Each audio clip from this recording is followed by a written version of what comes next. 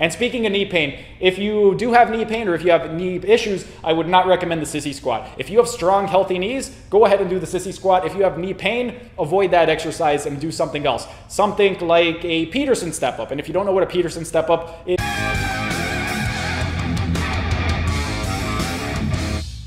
hey everyone, thanks for tuning in. Steven here with Team Euphoric, and today I'm going to be teaching you how to train like John Meadows by taking you through the mountain dog push-pull legs routine. And before I actually break down the routine for you, I first want to explain who exactly John Meadows was and why exactly I'm making this video. John Meadows was a professional bodybuilder and he was also a coach. And if you ever had the pleasure of meeting the guy, he was one of the nicest people that you would ever meet in your life, and nobody ever had anything bad to say about him. And the reason that I'm making this video is because sadly, he ended up passing away a couple weeks ago from a pulmonary embolism. And early on in my career, before I got into powerlifting and strongman training, I was really into bodybuilding, and two of the people that had a really big impact on me earlier on in my career were Charles Poliquin and John Meadows. With regard to Charles Poliquin, he passed away a few years ago from a heart attack back in 2018, and when he passed away, I ended up dedicating 4 months to doing some of his old routines that I had learned from him earlier on. And since John Meadows had passed away, I figured why not do the same thing? I'm going to be doing a few of his routines that I haven't done before, and this one right over here is one of his push-pull legs routines, so I'm going to be taking you through that today. And with regard to this routine right over here, I want to first explain what exactly this routine is and who exactly it's intended for. This push-pull leg routine, as it implies, is a push, a pull, and a leg. So it's a 3-day split, and its main objective is to build some muscle. It is designed for beginners, and it is a 4-week program. It is supposed to be 3 days a week, and it's going to last anywhere from 60 to 90 minutes. With regard to this routine, everything that you see that is in black is directly from John Meadows' mountain dog push-pull leg routine, and then everything that you see that is in blue is either additions that I have made or substitutions that I have made. But with regard to my personal routine, I'm going to be doing this program for 3 weeks, and I'm going to be doing it for 7 days a week instead of 3 days a week. And that's pretty much it in terms of the breakdown. Now let's get into the actual workouts. Day 1 is going to be your push workout, and for the push workout, the exercises, we have the decline dumbbell press, and for the decline dumbbell press, you're going to be doing 5 to 6 sets total. There's going to be multiple warm-up sets and then one working set. The warm-up sets, you're going to do 2 sets of 20 repetitions using 60% of your 1 repetition maximum, and then in terms of the tempo, you want to use a 4-0-1-0 tempo, meaning you're going to lower the weight for 4 seconds and then immediately lift the weight for 1 second without resting at the top or bottom position of the movement. If you want to do something, what I like to do is I like to work out with a metronome to keep track of perfect tempo. So you can download a metronome and place it at 60 beats per minute. If you do it at 60 beats per minute, every single beat is going to be equal to exactly 1 second. And then in terms of the actual rest periods, you're going to be resting for 60 seconds in between the warm-up sets for the 20 repetitions. Then for the 3rd and 4th, and if you want to do a 5th one, warm-up set, you're going to be doing 3 to 4 set repetitions at 65 to 75% of your 1 repetition maximum. Tempo is going to be the same. You're going to rest 90 to 120 seconds in between those sets.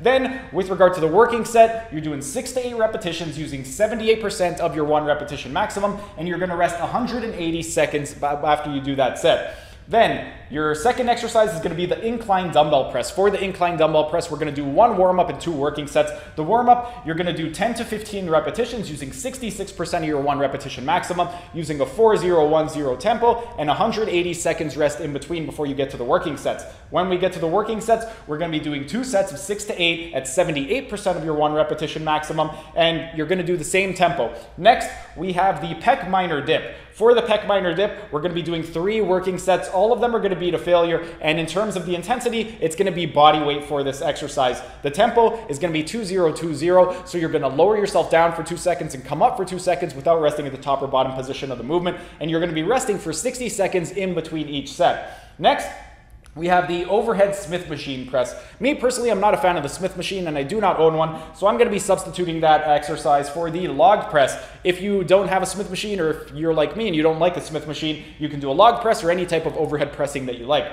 But with that exercise, we're going to be doing 3 working sets of 8 to 10 repetitions using a load of 75% of your 1 repetition maximum and a 4-2-1-0 tempo. So what that means, you're going to be lowering the weight for 4 seconds, you're going to be holding it at the bottom position for 2 seconds, and then pressing for 1 second, and then coming down immediately without resting at the top position. And for this one, we are going to be resting for 120 seconds in between sets.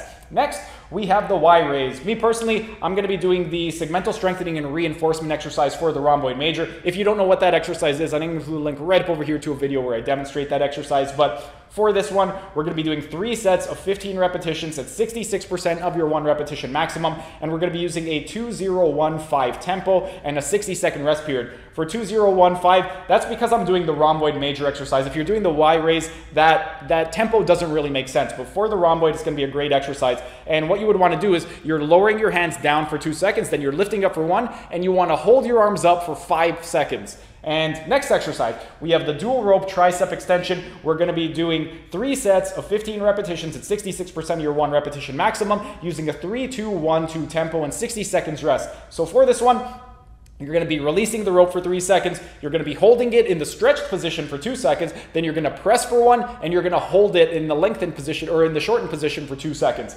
Next, we have the dual rope overhead tricep extension. 3 sets, 15 repetitions, 66% of your 1 repetition maximum using a 3-2-1-2 tempo and a 60-second rest period. So for this one, you're lowering it for 3 seconds, then you're holding it at 2 seconds at the stretch position, then you are going to press it for 1 second and hold it in the shortened position, so at the top for 2 seconds. And that is it in terms of the push workout. Next, day 2 is going to be your pull workout. For the pull workout, the exercises, first workout is going to be the Meadows row. For the Meadows row, we're going to be doing 3 sets of 8 to 12 repetitions using the load of 70% of your 1 repetition maximum and a 3-0-1-2 tempo with a 120-second rest period in between. The 3-0-1-2, basically you're lowering the weight for 3 seconds, immediately pulling up for 1, and you're going to hold it for 2 seconds at the top. Next, we have the single arm barbell row. We're going to be doing 3 sets of 8 to 12 repetitions using a load of 70% of your 1 repetition maximum, and we're going to be using a 3-2-1-0 tempo with a 120-second break in between. So you're lowering it for 3 seconds,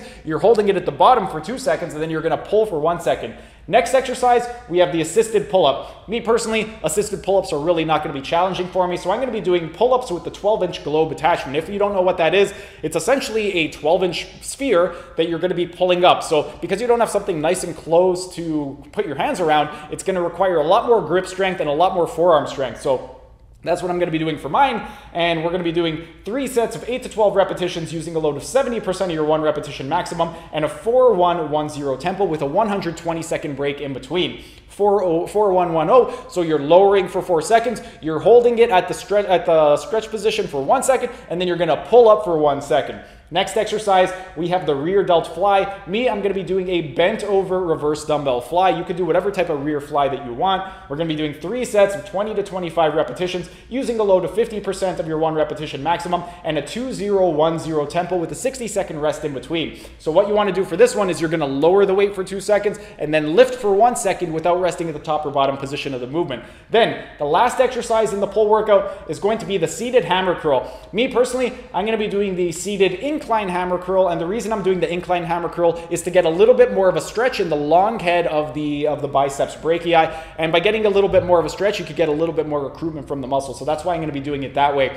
We're going to be doing 3 sets of 12 to 15 repetitions using a load of 66% of your 1 repetition maximum and a 3-0-2-0 tempo with a 60-second break in between. 3-0-2-0, that means you're lowering the weight for 3 seconds and then pulling it for 2 seconds without resting at the top or bottom position of the movement. And that is it for the pull workout. The last workout is going to be the leg workout. So day 3, we got our leg workout. First exercise is going to be leg curls. Me personally, I'm going to be doing Nordic curls. If you don't know what a Nordic curl is, I'm going to include a link right up over here to a video where I demonstrate a Nordic curl. But we're going to be doing 3 sets of 8 repetitions using a load of 78% of your 1 repetition maximum and a 4-0-1-0 tempo with a 180-second break in between. So what you're doing, imagine this is your leg right over here. You're going to lower it for 4 seconds and then curl your leg for 1 second.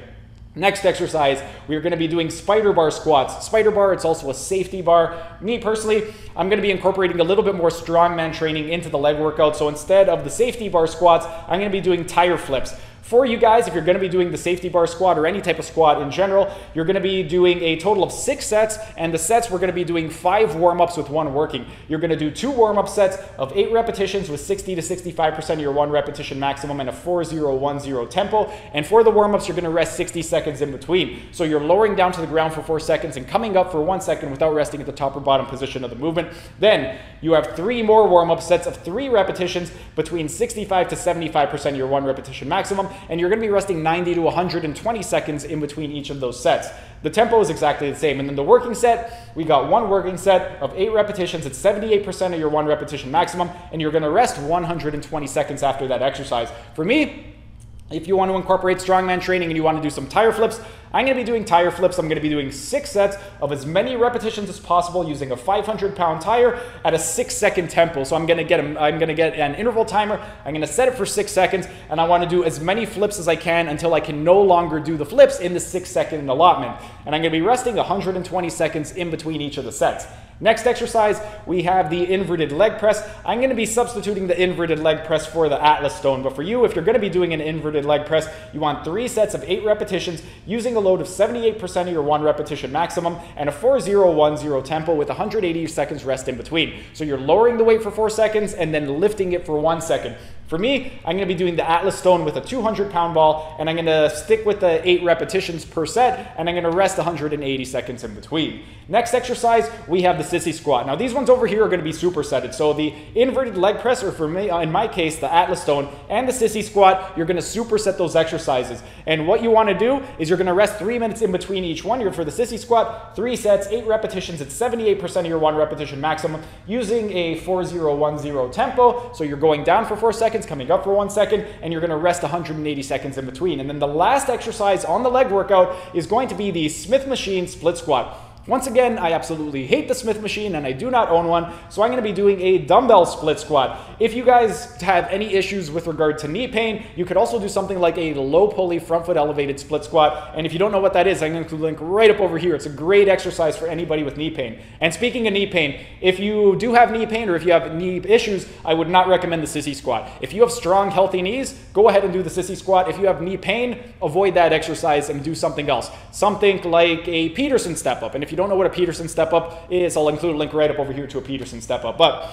going back to this, the Smith machine split squat, or in my case, the dumbbell split squat, we're going to do 3 sets of 8 repetitions using a load of 78% of your 1 repetition maximum and a 3-2-1-0 tempo with 180 second rest in between. So 3-2-1-0, you're lowering down to the ground for 3 seconds, you're holding it at the bottom position for 2 seconds, then you're coming up for 1 second. But that is pretty much in terms of the different days. And if you guys have any questions with regard to any of the exercises that I listed out for you guys today, go ahead and ask your questions down in the comment section if you need clarification on what exactly an exercise is, or if you want some substitutions for the exercises that have been provided. But that's pretty much it for today's video. If you guys enjoyed the video, be sure to smash that like button so I know to keep making these types of videos in the future. And if you're either new to the channel or haven't subscribed yet, be sure to subscribe to the channel and hit the notification bell, as I will be uploading new videos every single day. That's it for today's video. Thanks for tuning in, and I will see you again tomorrow.